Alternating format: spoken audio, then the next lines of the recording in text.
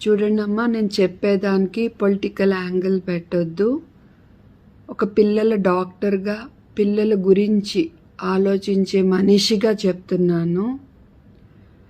మీరు 3వ బిడ్డకి 30,000, 4వ బిడ్డకి 40,000 అని పిల్లల్ని కనే ముందు ఆ బిడ్డకి నేను సరైన ఆహారం ఇవ్వగలనా, మంచి హెల్త్ కేర్ ఇవ్వగలనా, వాళ్ళకి కనీసం ఇంట్లో తిరగగలిగే అంత ఇల్లు నాకుందా, నేను వాళ్ళని బాగా చదివించుకోగలనా, ఈ 30,000 ఎన్ని రోజుల్లో అయిపోతాయి.